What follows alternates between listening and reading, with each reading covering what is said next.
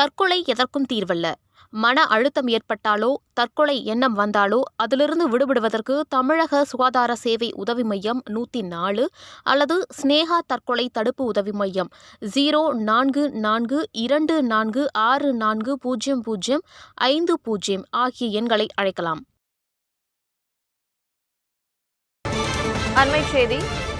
திரைப்பட தயாரிப்பாளர் ஞானவேல் ராஜா வீட்டில் தங்க நகைகள் காணாமல் போனது தொடர்பாக அவரது வீட்டு பணிப்பெண்ணிடம் விசாரணை மேற்கொள்ளப்பட்டது. இந்நிலையில் அவரது பணிப்பெண் தற்கொலை முயற்சியில் ஈடுபட்டிருக்கிறார்.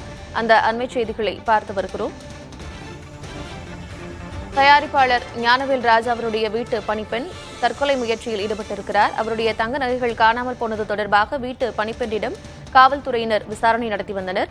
கடந்த மாதம் 14ஆம் தேதி ஞானவேல் ராஜா வீட்டில் தங்க நகைகள் திருடு போனது. விசாரணைக்கு மீண்டும் ஆஜராக வீட்டு பணிப்பெண்ணுக்கு காவல்துறை சம்மன் அனுப்பியது. இந்நிலையில் அவர் தற்கொலைக்கு முயன்றிருக்கிறார். அந்த அண்மைச் செய்திகளை பார்த்து வருகிறோம்.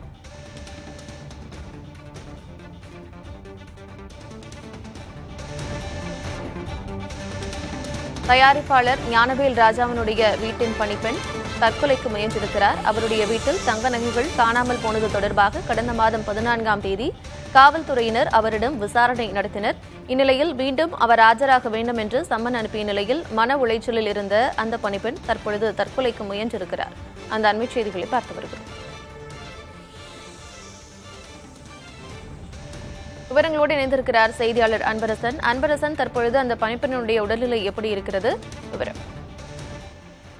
திரைப்பட தயாரிப்பாளர் ஞானவேல் ராஜா வீட்டில் திருடு போன தங்க நகைகள் தொடர்பாக வீட்டில் பணி செய்த பணிப்பெண்ணிடம் விசாரணை நடத்தியதில் தற்போது அந்த பணிப்பெண்ணானவர் அரளி விதையை அரைத்து கொடுத்ததால் தற்போது ராயப்பேட்டை அரசு மருத்துவமனையில் அவர் அனுமதிக்கப்பட்டு அங்கு சிகிச்சை மேற்கொள்ளப்பட்டு வருகிறது. குறிப்பாக ஸ்ரீநகர் ஜெகதீஸ்வரன் தெருவில் வசித்து வருவர் தயாரிப்பாளர் ஞானவேல் ராஜா. இவரது மனைவி மேகாவின் தங்க பரிசு பொருட்கள் காணாமல் போனது தொடர்பாக தயாரிப்பாளர் ஞானவேல் ராஜாவின் மேலாளர் தினேஷ் என்பவர் கடந்த 14ஆம் தேதி மாம்பலம் காவல் நிலையத்தில் புகார் அளித்திருந்தார். குறிப்பாக 2 தங்க பொருட்கள் கொண்ட பரிசு பொருட்கள் காணவில்லை எனவும் தங்களது வீட்டில் 4 வருடங்களாக வேலை பார்த்து வரும் ஸ்ரீநகர் தாமஸ் சாலை பகுதியைச் சேர்ந்த லட்சுமி என்பவர் மீது சந்தேகம் இருப்பதாகவும் கூறியிருந்தார்.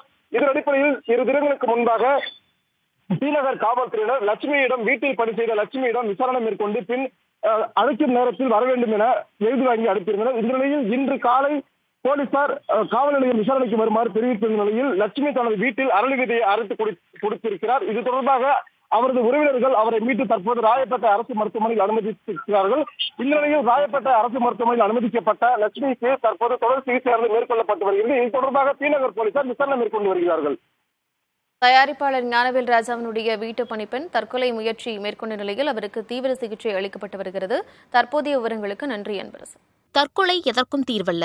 மன அழுத்தம் ஏற்பட்டாலோ, தற்கொலை எண்ணம் வந்தாலோ அதிலிருந்து விடுபடுவதற்கு தமிழக சுகாதார சேவை உதவி மையம் 104 அல்லது ஸ்னேகா தற்கொலை தடுப்பு உதவி மையம் 0442646050 ஆகிய எண்களை அழைக்கலாம்.